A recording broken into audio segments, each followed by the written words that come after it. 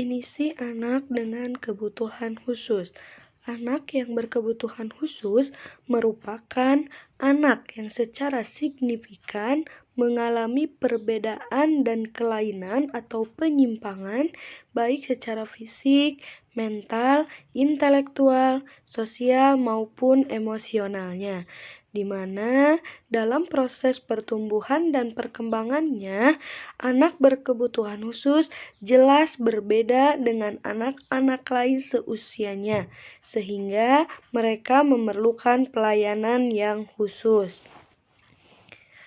Anak dapat dikatakan berkebutuhan khusus apabila terdapat sesuatu yang kurang atau bahkan lebih dari dalam diri anak tersebut. Anak yang berkebutuhan khusus memerlukan metode, material, pelayanan, serta peralatan yang khusus pula agar dapat mencapai pertumbuhan dan perkembangan yang optimal. Karena anak-anak berkebutuhan khusus mungkin akan belajar dengan kecepatan yang berbeda serta dengan cara yang berbeda pula. Secara umum banyak faktor yang menyebabkan anak menderita kelainan atau berkebutuhan khusus. Yang pertama ada sebelum kelahiran. Biasanya ini diakibatkan karena ibu hamil mengalami gangguan genetika, di mana mendapati kelainan kromosom, transformasi, dan lain sebagainya. Mungkin yang kedua karena faktor usia juga. Apabila ibu hamil usianya telah lanjut, ini juga rentan resikonya mengakibatkan anak berkebutuhan khusus atau kelainan pada anak. Yang ketiga mungkin karena adanya upaya pengguguran bayi atau aborsi sehingga anak menjadi cacat atau terdapat kelainan. Dan banyak lagi hal yang menyebabkan anak menjadi berkebutuhan khusus sebelum kelahiran. Yang kedua ada pada saat kelahiran, di mana ini bisa disebabkan oleh proses kelahiran yang lama atau anoksia, proses persalinan yang kurang bulan atau prematur, kekurangan oksigen, kelahiran dengan alat bantu atau vakum, serta kehamilan bunda yang terlalu lama atau bisa lebih dari 40 minggu dan lain sebagainya.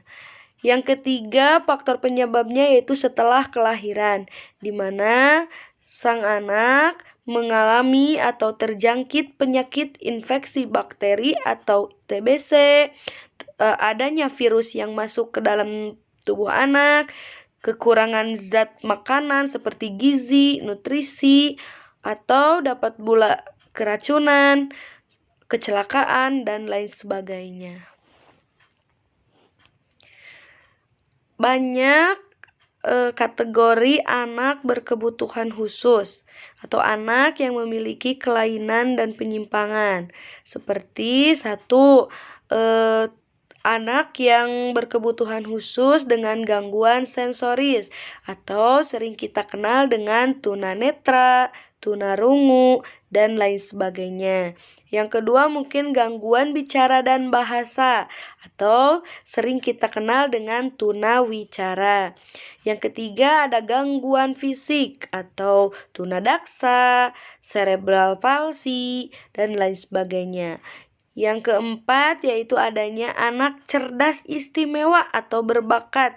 Jadi anak tersebut IQ-nya lebih dari anak-anak normal seusianya.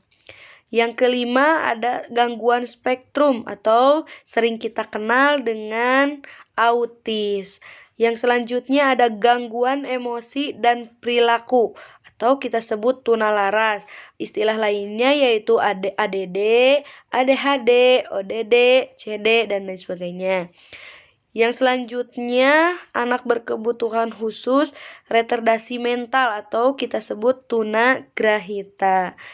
Yang selanjutnya juga ada anak yang berkebutuhan khusus seperti berkesulitan dalam belajar atau istilah lainnya kita sebut dengan disgrafia, diskalkulia, disleksia, dan lain sebagainya. Dewasa ini, anak berkebutuhan khusus atau ABK telah banyak mendapat perhatian oleh masyarakat. Hal ini terbukti dalam semakin banyaknya pihak-pihak yang terlibat aktif dalam penanganan mereka. Karena setiap anak pun memiliki karakteristik yang berbeda-beda.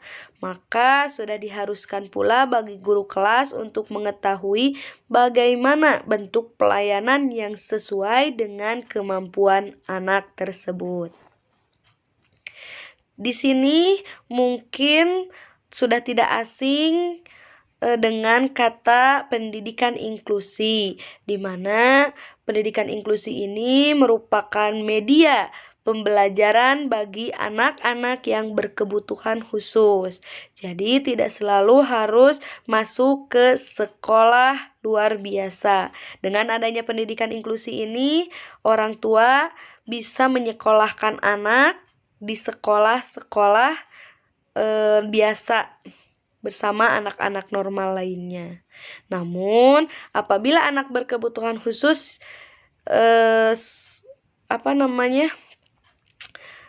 yang lebih berat, mungkin itu memang sudah diharuskan mengenyam pendidikan di sekolah luar biasa. Lalu apa yang dimaksud pendidikan inklusi?